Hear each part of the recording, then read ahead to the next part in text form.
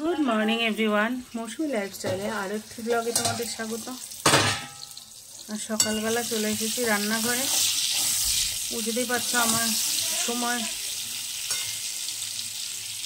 সময় নিয়ে তো কাজ করতে পারি, নাচতে উঠতে কাজ করি।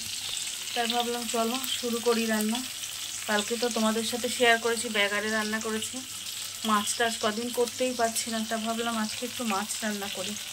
মাছ রান্না করবো ঠিক কথা, কিন্তু সেটাও করবো ব্যাগারে, খুব পাতলা করে মাছের ঝোল করবো। শেয়ার করি তোমাদের সাথে, চলো।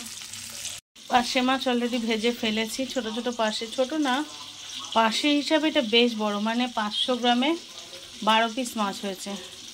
একটু সর্ষে গুঁড়ো ভিজিয়ে রেখেছি, কারণ সর্ষে বাটার মতো ক্ষমতা নেই। আর এখানে কালো জিরে দিয়ে বেগুন ভাজতে বসিয়েছি, কালো জিরে কাঁচা লঙ্কা ফোড়ন দিয়ে এই লম্বা লম্বা করে বেগুন ভাজতে বসিয়েছি। এই কালো জিরে কাঁচা লঙ্কা আর লম্বা করে বেগুন দিয়ে হবে পার্শে মাছের ঝোল। ডাইরেক্ট জলটা দেবো, আমি জল দেওয়ার পরে না সর্ষে বাটিটা পরে দিই, নাহলে সর্ষে তিতো হয়ে যায়। আর সর্ষেটা অতি অবশ্যই ছেঁকে দেবো, কিন্তু আমি ক্যামেরা ধরে ছাঁকা সম্ভব নয়। দাঁড়াও একটু রাখি, ক্যামেরাটা ছেঁকে না হলে দিতে পারবো না। না, আমি কখনো সর্ষে এরকম ডাইরেক্ট দিই না, একটু ছেঁকে দিই। তো দিয়ে দিয়েছি। আর এই দেখো কতটা খোসা, এটা দিলে না পেটে ব্যথা হয়। আমি সাধারণত বাচ্চাদের এগুলো দেই না। এবার এতে একটু হলুদ, একটু নুন আর বেশ কিছু কাঁচা লঙ্কা দিয়ে তারপর এটা ফুটে গেলেই দিয়ে দেবো হচ্ছে, বেশি কাঁচা লঙ্কা ফাটালাম না, মিঠি খাবে তো। ফুটে গেলে মাছটা দিয়ে দেবো, ব্যাস।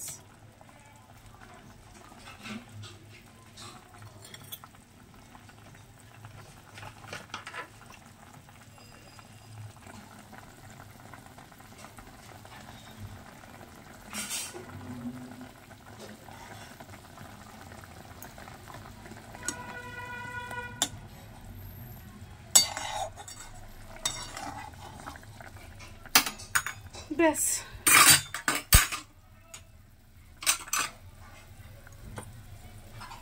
মাছ কটা দিয়ে দেবো। এর মধ্যে একটু কাঁচা সরষের তেল দিলে ভালো হয়, কিন্তু আমি দেব না, আমরা একটু তেলটা কম খাই।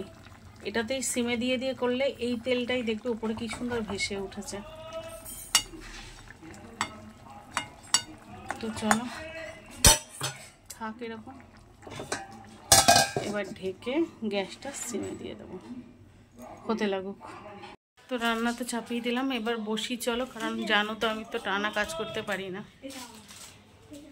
আর এদিকে মিঠিও স্কুল থেকে চলে এসেছে, মাম নিয়ে এলো। মিঠির তো মর্নিং স্কুল, তোমরা সবাই জানো। মিঠি স্কুল থেকে চলে এসেছে। চলো একটু রেস্ট নিই, তারপরে আবার কি আর একটা কিছু না, একটা শুধু তো মাছের ঝোলে তো আর ভাত খাওয়া যাবে না, আরও একটু কিছু করতে হবে, দেখি কি করা যায়, সঙ্গে থেকো। তো স্নান হয়ে গেছে, রান্না করার সময় তোমাদের শেয়ার করতে পারিনি, হাঁপিয়ে গেছি শরীরে না, আর বলনি, ভীষণ কষ্ট হচ্ছে, হাঁপাচ্ছি। এইটুকু রান্না করে স্নান করতেই হাঁপিয়ে গেছি, কষ্ট হয়ে গেছে। তো তোমাদের সাথে চলো শেয়ার করি, সামান্যই রান্না করেছি, তাতেও খুব কষ্ট হচ্ছে। চলো তোমাদেরকে দেখাই কি করেছি। খাবারটা নিয়ে এসেছি, কারণ এসি চালিয়ে বসে খাবো। এই যে মাছের ঝোলটা, আচ্ছা।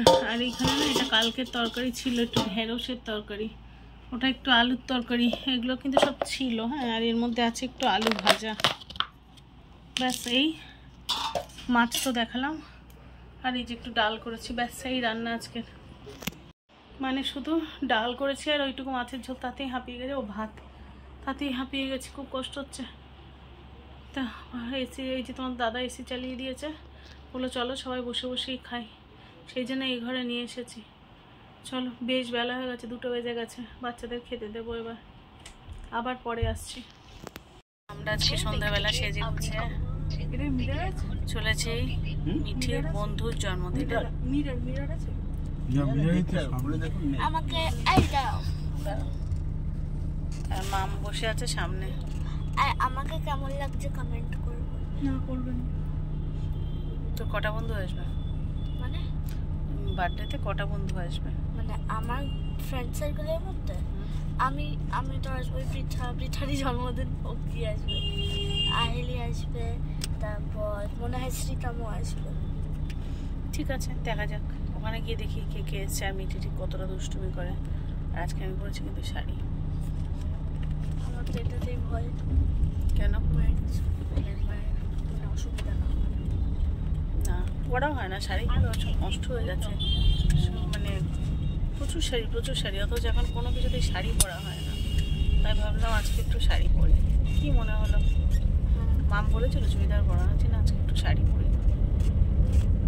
তো চলো গিয়ে দেখা হচ্ছে। ওখানে যাওয়ার পরপরই মিঠি আর আমাদের সাথে বসেছিল না, মিঠি তার বন্ধুদের সাথে খেলায় ব্যস্ত হয়ে পড়েছিল। আর সেই সময় মা আর বাপি গল্প করছিল পৃথা, মানে যার জন্মদিন, তার ঠাকুমার সাথে। ওদের বাড়িতে বেশ ভালোই গাছগাছালি রয়েছে, কামাল গাছের দিকে বাড়ি, বুঝতেই পারছো, ভালোই গাছগাছালি রয়েছে। আমাদের এদিকটা এত তেমন দেখা যায় না, সেই সব নিয়েই গল্প চলছিল। মা বেশ অনেক দিন পর এত গাছগাছালি দেখে মা কিন্তু খুব খুশি ছিল।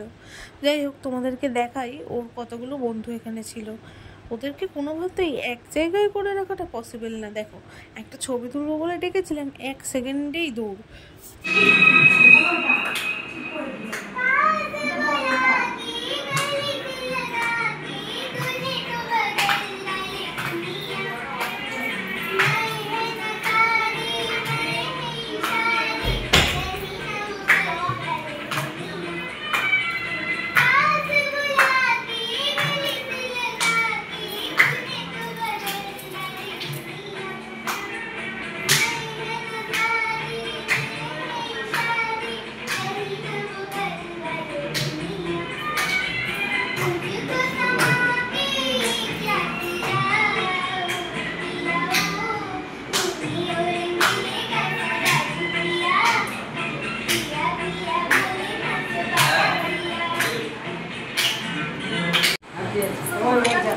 Baban?